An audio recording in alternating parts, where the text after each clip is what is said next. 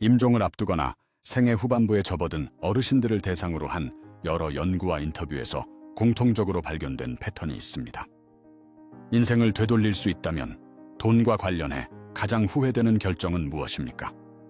막상 대답을 들어보니 더 좋은 주식을 사지 못했다거나 아파트 청약을 놓쳤다는 식의 거창한 후회가 아니었습니다. 그분들의 머릿속을 스쳐 지나가는 건 아주 사소하고 일상적인 장면들이었죠. 20년 전 회사 동료가 이거 진짜 오르는 거라며 소개해준 적금을 귀찮다고 흘려들었던 그날, 아내가 이번 여름에 가족끼리 제주도 한번 가자고 했을 때 핑계를 대며 그냥 다음에 가자고 미뤘던 그 저녁, 형이 사업자금 빌려달라고 할 때 거절하면 관계가 상할까봐 그냥 통장을 열어버렸던 그 순간, 이런 평범한 장면들이 하나씩 천천히 지나가는 거예요. 그런데 그 장면들을 떠올리며 드는 감정은 분노도 아니고 억울함도 아니었습니다. 이 정도면 충분히 잘 살았다고 생각했는데 막상 끝에서 보니 내가 원했던 삶이 아니었다는 조용한 후회였죠. 그리고 그 후회 앞에서 사람은 아무것도 할 수 없습니다. 시간이 이미 지나갔으니까요. 그리고 그 모든 장면의 중심에는 딱 한 가지가 있습니다. 바로 돈이죠. 오늘은 사람들이 생애 마지막에 가장 뼈저리게 후회하는 돈에 관한 결정 5가지를 이야기해 드릴 겁니다. 이건 재테크 강의가 아니에요. 더 좋은 펀드를 고르는 법도 아니고 부동산 투자 타이밍을 잡는 법도 아닙니다. 생애 끝자락에서 반복적으로 털어놓은 이야기들에서 나온 공통된 패턴입니다. 이 이야기들이 공통으로 가리키는 방향이 있어요. 돈에 대한 후회는 얼마를 벌었느냐가 아니라 어떤 기준으로 결정했느냐에서 온다는 겁니다. 처음 3가지는 어디서 한 번쯤 들어보셨을 수 있어요. 하지만 4번째와 5번째는 사실 첫 번째보다 훨씬 더 깊은 상처를 남기는데도 잘 이야기되지 않는 내용입니다. 오늘 이 이야기를 다 들으시고 나면 지금 내 삶 어딘가에서 그 후회가 이미 조용히 자라고 있다는 걸 느끼게 되실 겁니다. 가장 먼저 꼽는 첫 번째 후회는 바로 노후 준비를 미처 하지 못했다는 겁니다. 실제 여러 은퇴 관련 조사에서도 노후 준비 부족은 가장 자주 등장하는 후회 중 하나입니다. 그런데 흥미로운 건 이 후회를 하는 사람들 대부분이 젊었을 때 아예 저축을 안 했던 게 아니라는 거예요. 했는데 너무 늦게 시작했거나 너무 적게 했던 거죠. 돈에는 시간이 쌓이면 눈덩이처럼 불어나는 성질이 있어요. 복리라고 부르는 건데요. 겨울에 눈사람을 만들 때 처음엔 작은 눈 뭉치잖아요. 그런데 그걸 굴리면 굴릴수록 표면에 붙는 눈의 양이 점점 더 많아지면서 크기가 폭발적으로 커지죠. 돈도 마찬가지예요. 매달 20만 원씩 연 7%로 운용할 때 25살에 시작하면 65살에 약 5억 가까이가 돼요. 근데 35살에 시작하면 같은 조건에서 약 2억 4천만 원 정도예요. 10년 늦게 시작했을 뿐인데 돈이 반토막 나는 거예요. 시간은 기다려주지 않아요. 그런데 사람들은 젊을 때 이 감각을 몸으로 느끼지 못해요. 30대의 통장에 돈이 별로 없어도 크게 겁나지 않아요. 몸이 건강하고 아직 일할 수 있는 시간이 많으니까요.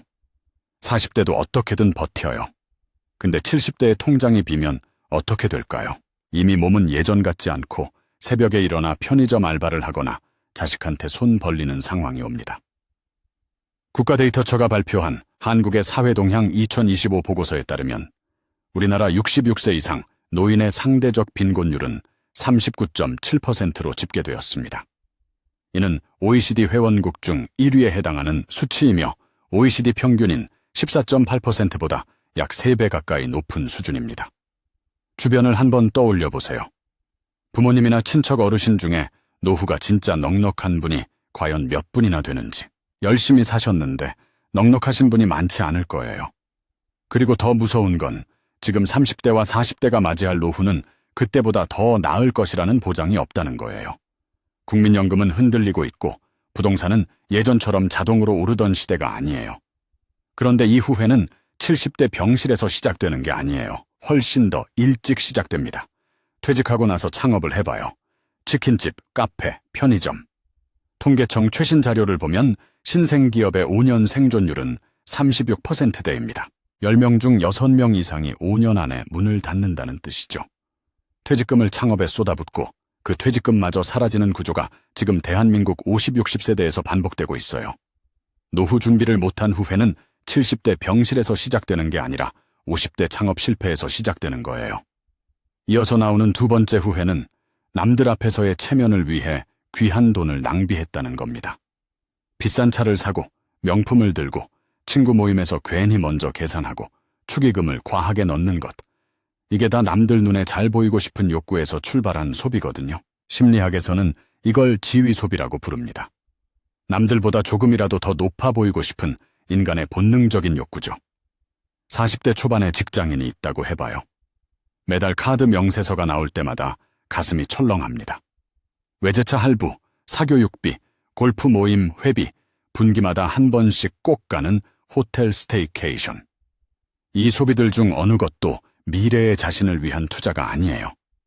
전부 지금 이 순간 남들한테 어떻게 보일까를 위한 지출이죠. 그리고 이 사람이 60대가 돼서 뒤를 돌아봤을 때 그 수십 년 동안의 카드값이 하나도 남아있지 않다는 걸 깨달아요. 차는 폐차됐고 명품은 중고로 팔았고 골프는 무릎이 아파서 못 치고 있죠. 가장 아이러니한 건 뭔지 아세요? 그 소비를 통해 인정받으려 했던 사람들 대부분은 기억도 못한다는 거예요. 그 비싼 차를 봤던 친구들은 지금쯤 자기 삶에 바빠서 내가 그때 뭘 몰았는지 기억도 못해요. 나만 그 할부금을 갚고 있었던 거죠. 남을 위해 내 미래를 판 셈인 거예요. 돈은 감정이 아니라 방향이 중요합니다. 같은 100만 원이라도 어디로 흘러가느냐에 따라 그 사람의 10년 후가 완전히 달라지는 거예요.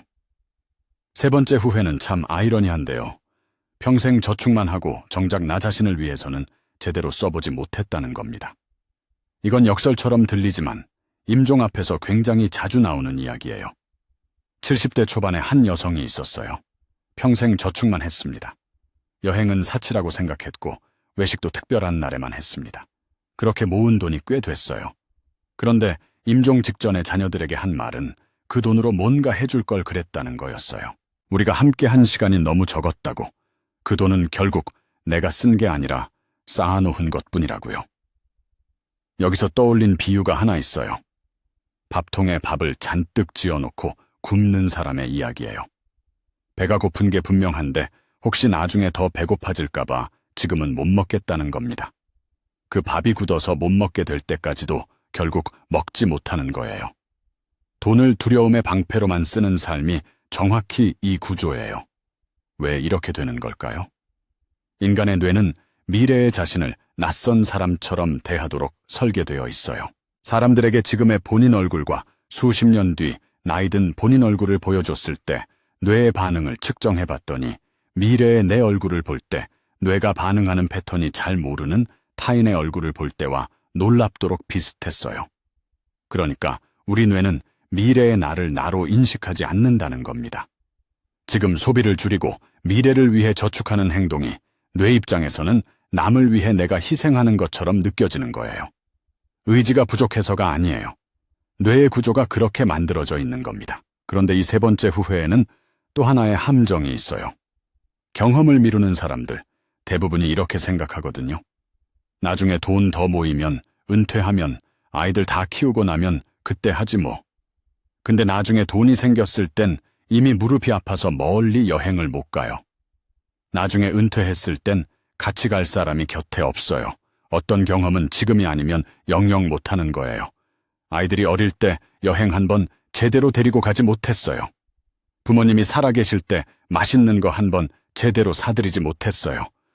그 다음이 영영 오지 않았습니다. 돈을 차곡차곡 모아둔 사람도 있었어요. 근데 그 돈을 쓸 건강이 없어요.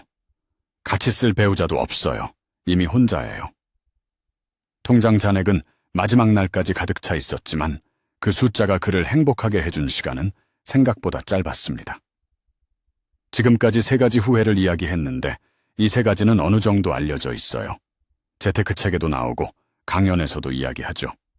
근데 이제부터 나올 네 번째와 다섯 번째가 저는 사실 더 무섭다고 생각합니다. 단순히 돈이 오가는 문제를 넘어 사람과 신뢰라는 삶의 근간이 흔들리는 문제이기 때문입니다. 그리고 지금 이 영상을 보시는 분들 중에서 이미 이 상황 안에 발을 들여놓고 있는 분이 계실 수도 있어요. 네 번째 후회는 돌이킬 수 없는 상처를 남겨버린 가까운 사람과의 돈 거래입니다. 가족이나 친한 친구에게 돈을 빌려줬다가 돈도 잃고 그 사람도 잃는 거예요. 이건 이론이 아니에요. 지금 이 영상을 보시는 분들 중에서도 이 상황을 겪으신 분이 분명히 계실 거예요. 동생이 사업을 시작한다고 해요. 아직 기반이 없어서 초반 운영 자금이 필요하다고 합니다. 눈물을 글썽이며 부탁을 해요. 이걸 거절할 수 있는 형이 있을까요? 형제잖아요. 20년 넘게 같이 자란 형제. 그래서 줘요. 그게 당연한 거잖아요. 처음엔 잘 될 것 같았어요. 동생도 열심히 했고요. 근데 세상이 그렇게 만만하지 않았죠. 사업이 안 풀려요. 돈을 갚지 못해요. 처음엔 몇 달만 기다려달라더니 나중엔 연락이 점점 뜸해지고 급기야 명절에도 얼굴을 안 보게 됩니다. 어머니 생신에도 둘이 같이 앉지 못하고 아이들끼리도 사촌인데 서먹하게 지내게 됐어요. 가장 잔인한 건 뭔지 아세요? 돈은 다시 벌 수 있어요. 근데 그 관계는 돌아오지 않아요. 30년, 50년을 쌓아온 인연이 단 한 번의 돈 거래로 끊어지는 경험. 이게 죽음을 앞에 두고 떠오르면 사람이 얼마나 쓸쓸해지는지 상상이 되십니까? 병실 침대에 누워서 그 형제가 마지막으로 어디서 뭘 하고 있는지조차 모르는 채로 눈을 감는 거예요. 원망도 없어요. 그냥 보고 싶은 거예요. 근데 볼 수가 없어요. 그리고 이 후회가 더 무서운 이유가 하나 있어요. 단순히 그 한 사람을 잃는 게 아니라 이후 삶 전체의 관계 방식이 바뀐다는 거예요. 한 번 크게 데인 사람은 이후로 누군가 가까워지려고 하면 본능적으로 거리를 두게 돼요. 돈 때문에 사람을 믿는 법을 잃어버리는 거죠. 그 외로움이 죽기 직전까지 이어지는 경우가 많습니다. 친구한테 보증을 서줬다가 집이 날아간 경우도 많이 있어요. 처음엔 별거 아닌 것처럼 시작합니다. 그냥 종이에 도장 한 번 찍는 거잖아요. 하지만 그 도장 한 번이 나와 우리 가족의 인생을 송두리째 흔들 수 있어요. 그리고 돈 거래에서 관계가 무너지는 데는 꼭 큰 돈이 필요하지 않아요. 50만 원, 100만 원 때문에 수십 년 우정이 끝나는 경우도 수두룩해요. 돈의 크기가 문제가 아니라 그 과정에서 생겨나는 배신감과 어색함이 관계를 천천히 녹이는 거거든요. 그래서 많은 경험자들이 이렇게 조언합니다. 가까운 사람과 돈 거래를 해야 할 상황이 생기면 빌려준다는 생각을 버리고 줄 수 있는 만큼만 그냥 주라고요. 돌려받으려는 기대를 처음부터 하지 말라는 거예요. 차갑게 느껴질 수 있지만 사실 이게 서로를 오래 아끼는 방법이에요. 마지막으로 어쩌면 가장 조용하면서도 잔인한 5번째 후회는 바로 내 건강을 담보로 돈을 벌어왔다는 겁니다. 20대, 30대, 40대에 열심히 일했어요. 쉬는 날도 없이 몸이 아파도 참으면서 건강검진은 나중에 시간 나면 받지 뭐 하면서요. 그렇게 해서 돈을 모았어요. 근데 그 돈으로 무엇을 했느냐? 아픈 몸을 고치는데 다 썼습니다. 암 진단을 받았어요. 수술비와 치료비가 수천만 원이에요. 항암 치료도 받아야 해요. 치료 기간 동안 일을 못하니 소득도 끊기고요. 그렇게 평생 아껴 모아둔 돈이 병원비로 조용히 사라지는 거예요. 모아둔 돈이 내 즐거움이 아니라 고통을 줄이는 비용으로만 쓰이는 거죠. 결국 돈 벌어서 병원비 낸 셈이 된 거예요. 2024년 건강보험 통계 연보를 보면 65세 이상 노인 1인당 연평균 진료비가 550만 원을 넘었습니다. 지금 열심히 모으고 있는 돈이 결국 어디로 가는지 한 번쯤 직시해야 합니다. 이게 더 잔인하게 느껴지는 건 이런 경우 때문이에요. 40대에 과로로 쓰러진 한 여성이 있었어요. 다행히 회복했지만 한동안 병원 신세를 져야 했습니다. 그녀가 깨달은 게 있어요. 본인이 아팠던 이유가 과로였는데 그 과로의 목적이 결국 아이들 학원비와 좋은 동네 월세를 감당하기 위해서였다는 거예요. 그 학원비를 내기 위해 과로하다 쓰러지고 쓰러지니 학원도 못 보내게 됐습니다. 이걸 깨달았을 때 그녀가 느낀 감정이 황당함이었다고 했습니다. 구조 자체가 이상했는데 그 안에 있을 때는 전혀 보이지 않았다는 거예요. 물고기가 물속에 있을 때는 물의 존재를 모르듯이 우리가 어떤 경제적 구조 안에서 살고 있는지 그 안에 있을 때는 보이지 않는 겁니다. 비유를 하자면 이런 거예요. 물이 새는 배를 타고 있어요. 구멍이 났는데 지금 당장 물을 퍼내는 데만 집중해요. 구멍을 막을 생각은 안 하고요. 근데 시간이 지날수록 구멍이 커지고 결국 배는 가라앉기 시작해요. 건강은 한번 무너지면 돈으로도 완전히 되돌릴 수 없어요. 이제 정리해 볼게요. 이 5가지 후회에는 공통된 패턴이 있어요. 두려움으로 내린 결정, 남의 시선을 의식해서 내린 결정, 이해하지 못한 채 흐름에 휩쓸려 내린 결정이었어요. 이 3가지가 겹칠수록 후회의 무게가 더 무거웠다고 합니다. 그런데 불편한 진실은 우리가 일상적으로 하는 돈 결정의 상당 부분이 이 3가지를 동시에 충족하고 있다는 거예요. 유행하는 주식을 주변에서 다 한다고 해서 샀거나, 남들이 사는 아파트를 뒤처질까봐 무리해서 샀거나, 금융상품을 잘 모르면서 가입한 경험. 이게 남의 이야기처럼 들리지 않는다면 그 이유가 있는 겁니다. 그리고 더 무서운 건 이 패턴이 나이가 들수록 더 강화된다는 점이에요. 잃을 게 많아질수록 더 두려워질수록 남의 선택을 따라가는 경향이 강해져요. 그 악순환 속에 있을 때는 그게 안전하다고 느껴요. 모두가 하는 걸 따라가는 건 틀릴 리 없다고 생각하거든요. 그런데 임종 앞에서 나온 이야기들은 모두가 하는 걸 따라간 결정이 오히려 가장 많이 후회되는 결정이었다고 말하고 있습니다. 지금 이 순간 가장 무서운 생각이 하나 드는 거 아세요? 이 5가지 중에서 지금 이미 진행 중인 게 있을 수 있다는 거예요. 지금 건강검진을 미루고 있거나, 친구의 보증 요청을 앞에 두고 고민하고 있거나, 여행을 계속 다음으로 미루고 있거나, 체면 때문에 쓰지 않아도 될 돈을 쓰고 있거나, 이 후회들은 죽음 앞에서 갑자기 나타나는 게 아니라 지금 이 순간에도 조용히 만들어지고 있는 거예요. 오늘도 누군가는 친구의 부탁을 거절하지 못하고 통장을 열고 있을 거예요. 오늘도 누군가는 몸이 안 좋은데 검진을 내년으로 미루고 있을 거예요. 오늘도 누군가는 연금을 조금만 더 나중에 넣으면 되지 하면서 그 돈을 다른 곳에 쓰고 있을 거예요. 그리고 그 결정들이 모여서 수십 년 후에 어느 날 병실 침대에서 스쳐 지나가는 장면이 됩니다. 우리가 돈에 대해 배운 방식을 생각해 보세요. 대부분은 학교에서 배우지 않았어요. 부모님에게 배웠는데 부모님도 제대로 배운 게 없었습니다. 그러니 돈에 관한 결정들이 체계 없이 감정적으로 또는 주변의 분위기에 따라 이루어지는 거예요. 가장 중요한 도구를 다루는 법을 제대로 배우지 못한 채 그 도구로 평생을 버텨온 셈인 거죠. 돈에 대한 후회는 숫자가 아닌 무엇을 희생했는가에서 옵니다. 더 많은 돈을 위해 무엇을 포기했는지, 혹은 돈을 아끼느라 무엇을 놓쳐버렸는지, 그리고 그 구조를 이해한 사람과 그렇지 못한 사람이 수년 뒤 혹은 수십 년 뒤에 전혀 다른 병실 장면을 맞이하게 되는 거예요. 아직 병실 침대가 아니라 지금 이 자리에서 이 질문을 하고 있다는 것. 그게 아직 늦지 않았다는 유일한 증거입니다. 오늘도 시청해 주셔서 감사합니다. 오늘 5가지 중에서 지금 내 이야기다 싶은 게 있으셨나요? 혹은 또 다른 이야기가 있으신가요?